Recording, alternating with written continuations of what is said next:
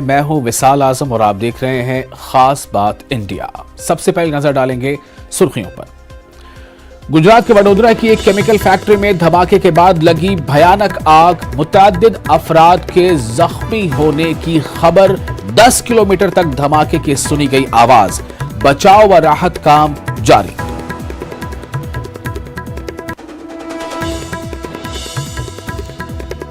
PFI और rehab foundation पर ED की कार्रवाई के खिलाफ पॉपुलर फ्रंट ऑफ इंडिया की बेंगलुरु में प्रेस कॉन्फ्रेंस। मरकजी हुकूमत पर जांच एजेंसी का गलत इस्तेमाल करने का लगाया इल्जाम।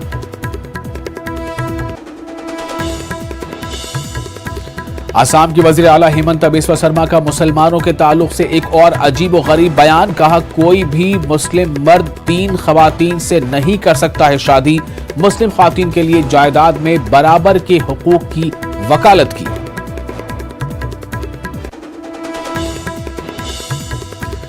दिल्ली में कल से बाज़ाब्ता हज सीजन 2022 की तैयारियां होंगी शुरू। दिल्ली से 9 रियासतों के आज़मीन फरीज़ा हज की अदायगी के लिए सऊदी अरब होंगे रवाना। 6 जून को पहली परवाज होगी रवाना।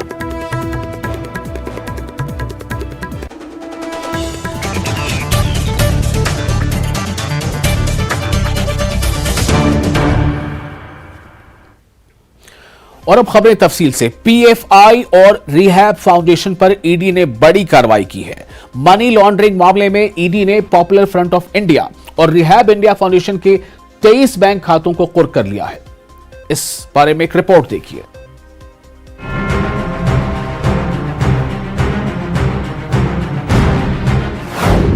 पीएफआई पर ईडी की बड़ी कार्रवाई, रिहैब फाउंडेशन पर भी, लिहाजा मनी लॉन्ड्रिंग एक्ट के तहत कार्रवाई करते हुए 68,62,081 रुपए को कुर्क कर लिया गया है, जो इस बैंक अकाउंट में जमा थे। ईडी के तफ्तीशकारों के मुताबिक ईडी के रडार पर 60 करोड़ रुपए आ चुके हैं। इनमें से आधी रकम नकद जमा की गई थी। इसके साथ ही रिहैब इंडिया फाउंडेशन तंजीम के बैंक अकाउंट में मौजूद तकरीबन 58 करोड़ रुपए भी तफ्तीशी एजेंसी के रडार पर हैं। इस मामले की तफसीली जांच की जा रही है। साल 2010 से लेकर अब तक तहकीकाती एजेंसी रिहैब इंडिया फाउंडेशन के बैंक अकाउंट में किए गए तमाम लेन देन की जांच में मसरूफ है। खलीजी ममालिक से पीएफआई और रिहैब इंडिया फाउंडेशन ऑर्गेनाइजेशन के बैंक अकाउंट में पैसे आने का मकसद तलाश किया जा रहा है। Bureau report, news 18 network. और ईडी यानी एनफोर्समेंट डायरेक्टोरेट की इस कार्रवाई के खिलाफ बेंगलुरु में पीएफआई के नुमाइंदों ने मीडिया से खिताब किया। पीएफआई के कौमी जनरल सेक्रेटरी अनीस अहमद ने कहा कि बीजेपी हुकूमत अपने फायदे के लिए ईडी का गलत इस्तेमाल कर रही है। उन्होंने कहा कि एफआई और चंद दीगर तंजीमों और सियासी लीडरों के खिलाफ, यानी पीएफआई चंद दीगर तंजीमों और सियासी लीडरों के खिलाफ कार्रवाई से ईडी की गैर जानिबदारी पर सवाल उठ रहे हैं। इन दैट सेकेंडली, इसके अंदर आप देखेंगे सेम स्ट्रैटेजी पॉपुलर फ्रंट के साथ ही नहीं, एमनेस्टी इंटरनेशनल के साथ भी हुआ, ग्रीन पीस के साथ भी हुआ। उनके भी अकाउंट्स हम देखते हैं फ्रीज किया जा रहा है। और इंडिया में एक ट्रेंड आप लोग देख रहे हैं कि एनी करप्ट पॉलिटिशियन जिसके पीछे बीजेपी आता है, ईडी आता है, द नेक्स्ट मोमेंट वो बीजेपी को ज्वाइन करता है। यानी ईडी को एज अ टूल इस्तेमाल किया जा रहा है, even to pressurise politicians to join BJP. A very huge list हमारे पास है। आप लोगों को, मीडिया को भी पता है कितने लोग जिनके पीछे ईडी आया था, all of a sudden BJP को जाते हैं और वॉशिंग मशीन की तरह क्लीन हो जाते हैं। समझे? बड़े बड़े लीडर्स, बड़े बड़े एमपीज, वो लोगों ने भी इस तरीके का बात ओपनली कहा है। और एक इंपॉर्टेंट पॉइंट आप देखते हैं, क्या इंडिया में बीजेपी के एमपीज पर, बीजेपी के लीडर्स पर करप्शन एलिगेशंस नहीं है? क्या ईडी बीजेपी के पीछे क्यों नहीं जाता? Why is ED not going after BJP leaders? और आप देखेंगे बीजेपी के क्रोर्स एंड क्रोर्स के करप्शन स्कैंडल्स को कन्वीनियंटली ईडी इग्नोर कर रहा है। इसलिए कि ईडी ओवर 3-4 ईयर्स पीएफआई के साथ जो ईडी का रवैया है, कोई रैशनैलिटी नहीं है, कोई लॉजिक नहीं है ईडी के एक्शंस में। ईडी को ये काम देकर भेजा गया है, पीएफआई को हरास करो। पीएफआई अपने काम में वो लोग बिजी नहीं रहना है, पीएफआई हमें हैंडल करने में बिजी रहना है। क्या है? आरएसएस का जो जुल्म और ज्यादती या जो ह्यूमिलिएशन मुसलमानों पे चलता रहेगा, उसके खिलाफ काम करने में पीएफआई बिजी नहीं होना है। पीएफआई को ये सब एजेंसीज के पीछे पड़ने में ही, एजेंसीज को जवाब देने में, एजेंसीज का जो जुल्म और इन पे जो ज्यादती चल रहा है उस पे ही पीएफआई बिजी होकर रहना है। ये एक टास्क देकर ये सब एजेंसीज को भेजा गया है। तो वही टास्क में जो है ये एजेंसीज जो है वो ओवर टाइम अभी वन बाय वन एक्शन कर रहे हैं। वही एक्शन का एक सीक्वेंस है।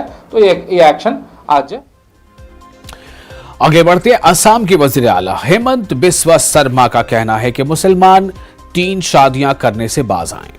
उन्होंने कहा कि कोई भी मुस्लिम मर्द 3 खवातीन से शादी नहीं कर सकता। वजीर आला हेमंत बिस्वा शर्मा ने यह बात मुस्लिम खवातीन के लिए जायदाद में बराबर हुकूक की वकालत करते हुए कही। हेमंत बिस्वा शर्मा ने यह भी कहा कि कोई भी मुस्लिम मर्द अपनी बीवी को शरई तरीके से तलाक न देकर कानूनी तरीके से तलाक दे। उन्होंने कहा कि असम सरकार इस मामले पर बहुत वाज़ेह है कि कोई भी मुस्लिम 3 खवातीन से शादी नहीं कर सकता है। इज वेरी वेरी क्लियर कि कोई मुसलमान मर्द और male we should not study marry 3 female, एक बीबी, एक हस्बैंड, 2 बच्चा, खुशी से रहो। तो ये हमारा स्टैंड है। तो इसमें हम बहुत कॉम्प्लेक्स नहीं होना चाहता हूं। हमारा बहुत ही क्लियर स्टैंड है। आप अगर पिता है तो बेटा को जो प्रॉपर्टी का राइट दे रहा है इक्वल शेयर आप बेटी को भी दे दीजिए। उसमें कोई हमारा कंफ्यूजन नहीं है। तो असम गवर्नमेंट का माइंड हर इश्यू में वेरी क्लियर एंड शार्प है कि आप तलाक मत दीजिए, आप लीगली डाइवोर्स दीजिए। अगर मियां और बीबी एक साथ रहने का समय तक जो भी आप प्रॉपर्टी एक्योर किया था उसका 50% अधिकार वाइफ को दीजिए। नंबर 1। नंबर 2, आप 3 शादी मत कीजिए, एक शादी कीजिए। नंबर 3, अगर आप पिता हैं तो मुसलमान महिलाओं को, मुसलमान बेटियों को बेटा का समान आपका प्रॉपर्टी में अधिकार दीजिए। सो ये 3 मुद्दा में हम लोग बहुत ही क्लियर है। हम लोग का solution very clear and sharp है। और उसमें हमारा जो असम प्रदेश का जो मुसलमान लोग है, मेरा बात को वो लोग सपोर्ट भी करता है। कांग्रेस लीडर राशिद अल्वी ने कहा है कि मुल्क में शायद एक भी फिल्म ऐसी नहीं बनी जो वाकई तारीख पर मबनी हो। फिल्में पैसे कमाने के लिए बनती हैं। बीजेपी फिल्मों के जरिए नई तारीख रकम करना चाहती है। कौम परस्ती फिल्मों से नहीं होती। मैं बीजेपी से कहना चाहता हूं कि आप कोशिश करके देखें, तारीख के औराक नहीं बदले जा सकते। अगर हिम्मत है तो नई तारीख लिखें। राशिद अल्वी ऐसा कह रहे हैं। देश में शायद एक भी फिल्म ऐसी नहीं बनी है जो सचमुच इतिहास के ऊपर आधारित हो। चाहे वो मुगल आजम हो, चाहे ये पृथ्वीराज चौहान की हो, चाहे कश्मीर फाइल हो। पैसा कमाने के लिए फिल्में बनाई जाती हैं। और मुझे ताज्जुब होता है कि भारतीय जनता पार्टी फिल्मों के जरिए नया इतिहास बना रही है। भारतीय जनता पार्टी को देश से, देश की जनता से कुछ लेना देना नहीं है। वो नफरत की सीढ़ी पर चढ़कर सत्ता तक पहुंचना चाहते हैं। ये एक टेम्परेरी फेस है, जल्दी खत्म हो जाएगा। इसे लगता नहीं कि इस जरिए कल्चरल नेशनलिज्म की बढ़ावा देने की कोशिश की जा रही है। जो राष्ट्रवाद है, राष्ट्रवाद को बढ़ाने के लिए प्रमोट किया जा रहा है। तमाम मंत्री मूवी देखने जाते हैं। अगर राष्ट्रवाद फिल्मों के जरिए प्रोपेगेट किया जाएगा तो इससे ज्यादा घटिया बात कुछ हो नहीं सकती है। क्या देश के लोगों के अंदर राष्ट्रवाद नहीं है? क्या उनके अंदर राष्ट्रवाद जगाने के लिए फिल्में दिखानी पड़ेंगी? शायद दुनिया में एक भी देश ऐसा नहीं है। फिल्मों के जरिए अगर भारत सरकार सोचती है कि राष्ट्रवाद सिखाएगी तो वो देश के लोगों की बेइज्जती कर रही है।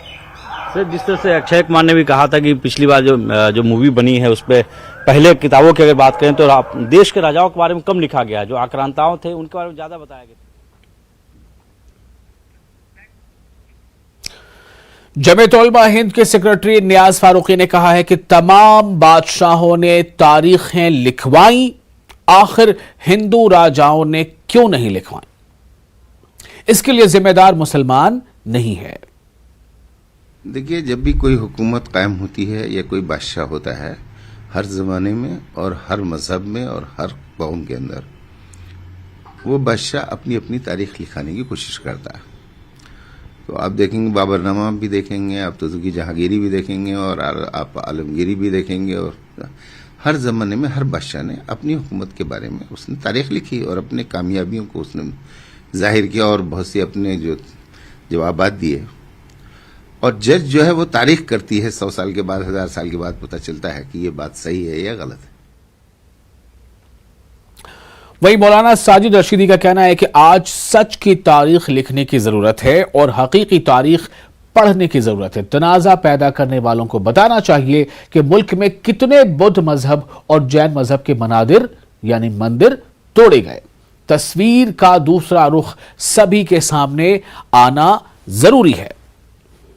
राजाओं का इतिहास तो ऑलरेडी लिखा हुआ है, उसको लिखने की जरूरत नहीं है, उसको सही पढ़ने की जरूरत है। क्योंकि राजा जो थे, जितने भी राजा, हिंदू राजा हुए हुए मुस्लिम राजा, उनका धर्म से कोई लेना देना नहीं था।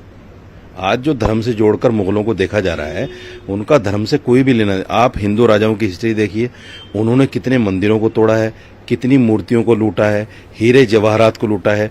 और वो जब दूसरे राजा के साथ लड़ाई लड़ते थे तो अपनी फतह को मुकम्मल उस वक्त। दिल्ली में कल से बाज़ाब्ता हज सीजन 2022 की तैयारियों की शुरुआत होगी। दिल्ली से 9 रियासतों के आज़मीन सऊदी अरब रवाना होंगे। ऐसे में दिल्ली हज कमेटी की जानिब से तैयारियों को आखिरी शक्ल दी जा रही है। पेश है ये रिपोर्ट।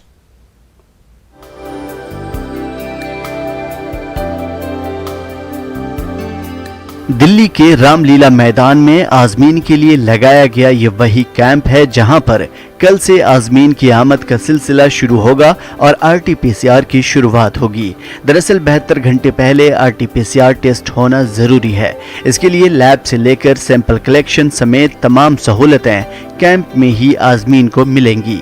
दिल्ली में गर्मी और बारिश के इम्कान को देखते हुए इस बार का टेंट पूरी तरह से वाटरप्रूफ और एयर कंडीशनर बनाया गया है। तैयारियों को आखिरी शक्ल देने के लिए खुद दिल्ली हज कमेटी के चेयरमैन मुख्तार अहमद हज कमेटी से जुड़े अरकान और स्टाफ के साथ नजर बनाए हुए हैं। लगातार मौके पर पहुंचकर जायजा लिया जा रहा है ताकि आज़मीन को तमाम तरह की सहूलतें मिल सके और किसी तरह की कमी न रहे। हिंदुस्तान से 2 साल के बाद में हज स्टार्ट हो रहा है। इंशाल्लाह अब के जो है हज 2022 हो रहा है, उसका सब इंतजाम हमने बेहतर तरीके से दिल्ली स्टेट हज कमेटी ने, दिल्ली सरकार ने किया हुआ है। कल से हाजी लोग सब आने लगेंगे, उनका यहाँ RT-PCR होगा। जितने भी यहाँ से दिल्ली से 8 साढ़े 8 हजार हाजी जाएंगे, उनका सबका RT-PCR यहाँ होगा।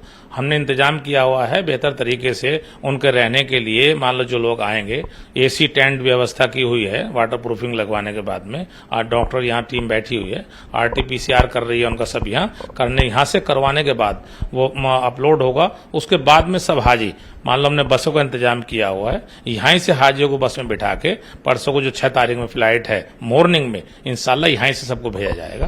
थोड़ी फॉर्मेलिटी बढ़ी हुई है, उसके लिए कल 1600 के लगभग 1600-1700 हाजी जो हो जाने हैं, तो उनका सबका RT-PCR हमारे यहाँ होगा। उसका सब हमने इंतजाम किया हुआ है। दिल्ली से इस बार दिल्ली के अलावा हिमाचल, हरियाणा, जम्मू कश्मीर, उत्तराखंड, राजस्थान, चंडीगढ़, उत्तर प्रदेश और पंजाब के लगभग 8000 आज़मीन सऊदी अरब रवाना होंगे। 6 जून से परवाजों की शुरुआत होगी। रोजाना करीब 3000 आज़मीन दिल्ली से रवाना होंगे। ऐसे में तमाम तरह के इंतजामात और सिक्योरिटी एक बड़ा चैलेंज है, जिसकी वजह से CCTV कैमरे से निगरानी के साथ साथ सिविल डिफेंस के जवानों को कैंप और एयरपोर्ट्स पर लगाया गया है, जबकि दिल्ली पुलिस से कोऑर्डिनेशन समेत तमाम इंतजामात किए जा रहे हैं। डिविजनल कमिश्नर ऑफिस जो है हमारा, वहाँ से हमने सिविल डिफेंस स्टाफ भी लिए हैं। लगभग 90 सिविल डिफेंस स्टाफ को यहाँ डेप्यूट कर रहे हैं। इसके अलावा 45 एयरपोर्ट पे कर रहे हैं। इसके अलावा भी हमने दिल्ली पुलिस से वहाँ भी मीटिंग करी है एयरपोर्ट पे, जो DCP हैं, उनके ACPs हैं, इस सुरक्षा के बारे में अभी कल मीटिंग हुई थी। और हमारी मीटिंग यहाँ अपने जो इस एरिया के SHO हैं, ACP हैं, उनसे भी हुई है। और पूरे हम पुख्ता इंतजाम कर रहे हैं सुरक्षा के हर तरह से। एसडीएम कोतवाली अरविंद राणा साहब उनको नोडल ऑफिसर बनाया है और हमारे जो DC 3 हैं उनसे भी हमारा कल मीटिंग हुई थी, तो हमने एयरपोर्ट पे भी जो एसडीएम हैं उनको भी हम नोडल ऑफिसर बनाने जा रहे हैं, जिससे कि वहाँ एयरपोर्ट में कोई मिसमैनेजमेंट हो या कोई भी प्रॉब्लम आए लॉ एंड ऑर्डर की तो फ़ौरन उस पर एक्शन हो, और यही हमारा यहाँ का भी है। अल्टीमेटली यहाँ मोर देन 8,000 हज जायरीन हज एप्लीकेंट जो इस बार हज करने जा रहे हैं, रुकने का उनका इंतजाम है लगभग 12 दिन। 6 तारीख से फ़्लाइट है तो 16 तारीख तक फ़्लाइट चलेंगी, तो उसमें अप्रोक्सीमेटली 3,000 के आसपास पर डे हमें यहाँ लोग रहेंगे, क्योंकि 72 घंटे पहले हमारा यहाँ RT-PCR टेस्ट होगा। ये हमने तैयारी कर दी RT-PCR टेस्ट की, तो जो उनकी फ़्लाइट है तो उन्हें 72 घंटे पहले यहाँ आना है। RT-PCR टेस्ट होगा, फिर उनको पासपोर्ट और वीज़ा का जो फॉर्मेलिटीज़ हैं काम है वो पूरे करेंगे, तो इसीलिए एवरेज लगभग 3,000 आदमी यहाँ रहेगा। कोविड-19 बीमारी की वजह से 2 साल बाद हिंदुस्तान से आज़मीन सऊदी अरब जा रहे हैं। इस वबा को देखते हुए कई तरह की बंदिशें हैं। एम्बार्केशन पॉइंट को घटाकर 10 कर दिया गया है, जिसकी वजह से राजस्थान के आज़मीन भी दिल्ली से ही रवाना होंगे। कुल मिलाकर इस बार हज ऑपरेशन को बेहतर तरीके से अंजाम देना एक बड़ा चैलेंज है। यही वजह है कि दिल्ली हज कमेटी, सेंट्रल हज कमेटी और भारत सरकार पूरी तरह तैयारियों को आखिरी शक्ल देने में जुटे हैं। न्यूज़ 18 उर्दू के लिए दिल्ली से खुर्रम शहजाद की रिपोर्ट। आज़मीन हज की तैयारियों का सिलसिला जारी है। जहां अलीगढ़ में अभी तक आज़मीन हज की कई ट्रेनिंग हो चुकी है, वहीं आज आज़मीन को लगने वाली वैक्सीन कैंप का इनेकाद ख्वाजा गार्डन में किया गया, जहां बड़ी तादाद में आज़मीन पहुंचे और टीके लगाए। इस मौके पर मौजूद जिम्मेदारान ने बताया कि कई सालों के बाद दोबारा हज बैतुल्लाह पर लोगों के जाने का सिलसिला शुरू हुआ है। लोगों में जोश भी है और खुशी भी। आज सुबह से कैंप में टीका लगवाने वाले आज़मीन की भीड़ खासी तादाद में मौजूद रही।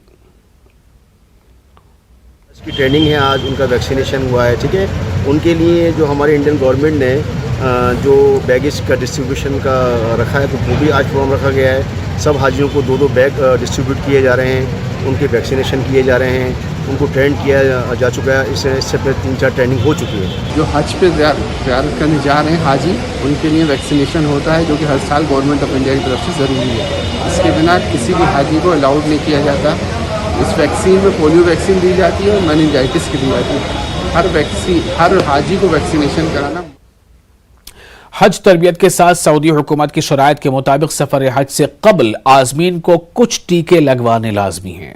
रियासती हज कमेटी की जानिब से आज़मीन के लिए शहरों में मुख्तलिफ मराकज़ पर इन दिनों हज तरबियत और वैक्सीनेशन कैंप मुनक़िद किए जा रहे हैं। इसी सिलसिले में आज मेरठ में भी पहले हज वैक्सीनेशन और तरबियती कैंप का एहतमाम फैज़ आम इंटर कॉलेज में किया गया। इस साल मेरठ से आज़मीन की तादाद महज 290 है, इसलिए एक ही मरकज़ पर 2 रोज़ा कैंप का इनेकाद किया जा रहा है। सर्टिफिकेट हमें मिला है वो हज कमेटी ऑफ इंडिया से, जो उनका प्रेस्क्राइब फॉर्मेट पे आता है सर्टिफिकेट, वही इन्हें इशू किया जा रहा है और उस पर डॉक्टर्स की तरफ से मोहर वगैरह लगाकर और कंप्लीट इन्फॉर्मेशन भर के दी जा रही है। इसमें मेनिंजाइटिस, इन्फ्लुएंजा, पोलियो, इनका वैक्सीनेशन हुआ है। यहाँ फैज़-ए-आम के अलावा भी जो मदरसा नूरुल उलूम है उसमें भी ईदगाह में भी ट्रेनिंग दी जा रही है। बुकलेट तो उन्हें दी जा रही है, साथ ही ऑनलाइन भी सब कुछ अवेलेबल है। इसके अलावा हेल्पलाइन नंबर्स भी जारी किए हैं। जम्मू कश्मीर वक्फ बोर्ड की चेयरपर्सन डॉक्टर दरख्शां अंद्राबी ने आज अजमेर में हजरत ख्वाजा गरीब नवाज की दरगाह पर हाजिरी दी और मज़ार ख्वाजा पर चादर और अकीदत के फूल चढ़ाए।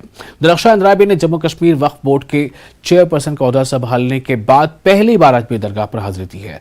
डॉक्टर दरख्शां अंद्राबी ने तिजारत के बाद मीडिया से गुफ्तगू में कहा कि हजरत ख्वाजा मोइनुद्दीन चिश्ती ने हिंदुस्तान में अमन का पैगाम दिया। मुल्क में जिस तरह का माहौल चल रहा है, इसमें इन सूफिया कराम की तालीम से ही मुल्क का माहौल दुरुस्त हो सकता है। वक्फ काउंसिल की तरफ से आए हैं, अपनी तरफ से भी हमने यहाँ पे हाज़िरी दी और चादर चढ़ाई। यहाँ के इंतज़ामात कैसे हैं, क्योंकि मिनिस्ट्री ऑफ माइनॉरिटी का ख़ास यही रहता है कि जितने भी हमारी दरगाहें हैं, ज़ियारतें हैं, और ये हिंद वली हिंद है और यहाँ के दरबार से कोई खाली नहीं जाता है और यहाँ हर एक की नज़र रहती है। इसलिए मकसद है कि यहाँ से ही नूर हर एक जगह बरसे और यहाँ जो अमन, अमान और तरक्की और खुशहाली की जो बात हमारे वली हिंद ने करी है, वही पैगाम आज पूरे हिंदुस्तान में ज़रूरत है, पूरे हमारे जो कौम है उसको ज़रूरत है। हम चाहते हैं कि वही पैगाम हम पूरे हिंदुस्तान में जो लेके भी आए हैं कि यहाँ से ही लेके जाएंगे और पूरे हिंदुस्तान में वही अमन और अमान आ जाए। कर्नाटक के रायचूर में doctor Mohammad Hussain education trust के ज़ेरे एहतमाम जिले के उर्दू मीडियम स्कूल्स के 10वीं जमात के टॉपर्स को तहनीत पेश की गई। तहनीती प्रोग्राम की सदारत मारूफ समाजी कारकुन डॉक्टर रियाजुद्दीन ने की। प्रोग्राम से खिताब करते हुए मकामी मिली दानिशवरों, सियासी रहनुमाओं और सरकारी हुक्काम ने खिताब करते हुए कहा कि मादरी जुबान में तालीम तरक्की में रुकावट नहीं बनती। उन्होंने बताया कि मुल्क और रियासत में ऐसे कई अफराद हैं जो कि उर्दू के अलावा दीगर मादरी जुबानों में तालीम हासिल करके आला ओहदों पर फायज हुए हैं। उर्दू मीडियम पढ़ने से कुछ ऑप्शंस नहीं है, अपॉर्चुनिटीज नहीं है, ये गलत फहमी है। अगर आप 10th तक उर्दू मीडियम पढ़ते हैं, बाद में अगर आप इंग्लिश मीडियम जाएंगे, कुछ भी कोर्सेस हो, तो आप बहुत अच्छे जॉब के लिए अप्लाई कर सकते हैं या कुछ अलग अलग फील्ड्स के हिसाब से आप जा सकते हैं। तो मेरी खास गुजारिश है कि आप डीमोटिवेट ना हो। जितने भी डेवलप कंट्रीज आप देखते हैं, वहाँ पर यही एक तरह का रिवाज है। अब ज़ुबानों को हम मज़हब से ना जोड़ें। ज़ुबानें अल्लाह की हैं, अल्लाह ताला ने इंसान को पैदा किया और बोलना भी सिखाया। अर्रहमान अल्लमल कुरान खलक़ल इंसान व अल्लमहुल बयान, कि अल्लाह ने न सिर्फ इंसान को पैदा किया बल्कि उसको बोलना भी सिखाया। और मैं स्टूडेंट से भी कहना चाहता हूँ कि ज़िंदगी बहुत कंपटीशन है, लाइफ बहुत कंपटीशन है। हमारे कम्युनिटी के बच्चे भी आगे IAS ऑफिसर बने, IPS ऑफिसर बने। नौजवान बच्चों को मैं आने वाले SSLC के बाद एक स्टेज होता है कि वो PUC first year, second year, आप लोग दिल से अच्छे तवज्जो दे के पढ़िए। खबर करनूल से। करनूल में सेकुलर आइन तहफ़्फ़ुज़ फोरम की जानिब से राउंड टेबल कॉन्फ्रेंस मुनक़िद हुई। राउंड टेबल कॉन्फ्रेंस में जिला करनूल की मुख्तलिफ समाजी और दीगर तंजीमों के जिम्मेदारों ने हिस्सा लिया। राउंड टेबल कॉन्फ्रेंस में शरीक शख्सियात ने मुल्क की मौजूदा सूरत हाल पर तशवीश का इजहार किया। आवाज़ कमेटी के सेक्रेटरी गौस देसाई ने कहा कि मरकज़ की BJP हुकूमत RSS के इशारों पर काम कर रही है। सीनियर एडवोकेट जे राजू ने कहा है कि BJP लीडर्स जानबूझकर मुनज़्ज़म साजिश के तहत मजहबी तनाज़ा खड़ा करते हुए अमनो अमान को बिगाड़ रहे हैं। बीजेपी के हाथ में आने के बाद जो ताजमहल का नाम लेकर ज्ञानवापी का मस्जिद आगे लेकर रही है, उसके साथ ही साथ कुतुब मीनार का मसला आगे लेकर रही है। इससे पहले इलेक्शन के पहले जो कर्नाटक में हिजाब का मसला आगे ले गए हैं, क्योंकि आज